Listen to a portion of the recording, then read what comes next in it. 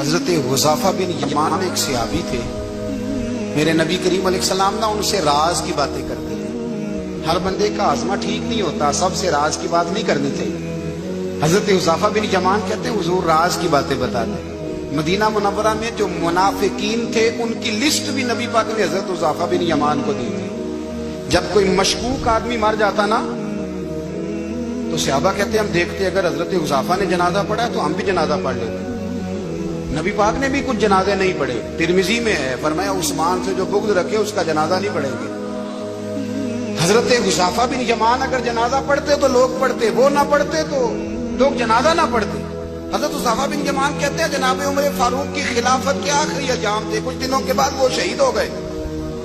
فرماتے آدھی رات کا وقت تھا, میں گھر میں سویا تھا بڑا بے فکر, اچانک میرے دروازے پہ دستک ہوئی, میں گھبرا کے اٹھا. اتنی رات کو کون آیا؟ کہتے ہیں قربان جاؤں, دروازے پہ گیا تو امیر المومنین فاروق اعظم دروازے پہ. میں نے کہا عمر کوئی حکم تھا تو مجھے بلا لیتے. کہنے لگے میں نا امیر بن کے نہیں آیا, تیرا ویر بن کے آیا ہوں. امیر المومنین کی سرپرسیت سے سرکاری کام سے بلاتا تو وہاں بلاتا, مجھے ایک ذاتی کام پڑ گیا. کہتے میں نے عمر کو گھر کی اندر بلا کے چارپائی پہ بٹھایا. میں نے کہا حضور میں غریب آدمی, میں کیا آپ کے کام آ سکتا ہوں؟ تو کہتے ہیں انہوں نے نا مجھے ساتھ بٹھا لیا, پھر میرا ہاتھ پکڑ لیا. کہنے لگے تو عمر کو جانتا ہے؟ عمر جھوٹ نہیں بولتا. تو جانتا ہے عمر وعدوں کا پکا ہے؟ کہا حضور جانتا ہوں. کہا میں اس وقت آیا ہوں جب دیکھ بھی کوئی نہیں رہا. حضرت حذیفہ بن یمان کہتے ہیں پریشان ہو گیا, حضور پہلیاں نہ بجھوائیں, مہربانی کر بتائیں کدھر آئے ہیں.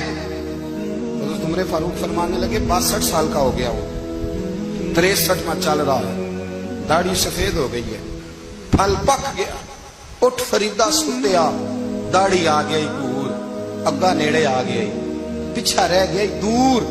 اب نا اب قبر اشر کا معاملہ صاف نظر آنے لگا ہے. کہا حضور مجھ سے کیا چاہتے ہیں؟ حضرت عمر رو پڑے. کہنے لگے آج میں عشاء کے بعد نکلا ہوں تو نبی پاک کے صحابہ مجھے نیک کہہ رہے تھے. پھر میں نے بچوں کی ماں سے اور بچوں سے بھی پوچھا ہے, وہ بھی مجھ سے راضی ہیں. پر حذیفہ تیرے ساتھ نبی پاک راز کی باتیں کرتے تھے, سچ بتا کہیں عمر کا نام منافقوں میں شامل تو نہیں؟ سچ بتا ان منافقین میں تو شامل نہیں, کہیں اوپر سے تو نہیں سارا کچھ؟ حضرت حذیفہ بن یمان کہتے ہیں میں باپ کے مرنے بھی اتنا نہیں رویا جتنا عمر کے سوال میں رویا. میں قدموں میں بیٹھ گیا. میں نے کہا نہیں عمر, یہ تو میں نے نہیں سنا, لیکن یہ میں نے نبی پاک سے ضرور سنا ہے کہ میرے بعد اگر کوئی نبی ہوتا تو عمر ابن خطاب ہوتا. یہ میں نے اپنے کانوں سے سنا ہے کہ عمر جس گلی سے گزرے شیطان رستہ بدل جاتا ہے. یہ میں نے اپنے کانوں سے سنا ہے کہ 950 سال حضرت جبریل جناب عمر کی شان بیان کرے تو پھر بھی بیان نہیں ہو سکتا. یہ میں نے ضرور سنا. دوستو ساری زندگی حضرت عمر نے اگر دوسروں کا محاسبہ کیا تو اپنا اور اپنے بچوں کا بھی کڑا خیال رکھا, اپنی ذات پر بڑی توجہ دی.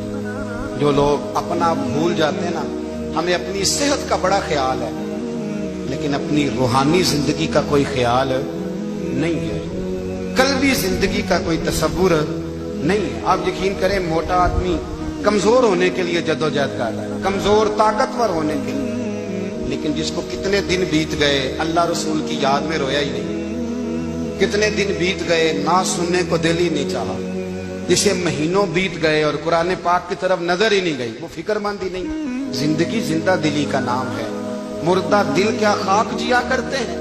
بھائی حضرت عمر کی زندگی دور حاضر میں ہمیں یہ سبق دیتی ہے کہ کڑی نگرانی رکھو اپنے پودوں کی, کڑا خیال رکھو اپنے ذاتی باغ کا, اور یہ جو تمہارے دل کی دنیا ہے یہ تمہاری روح کی زندگی ہے, اس کا محاسبہ کرتے رہو. نبی کریم علیہ السلام نے فرمایا اپنا حساب خود کر لو قبل اس کے کہ تمہارا حساب کیا جائے.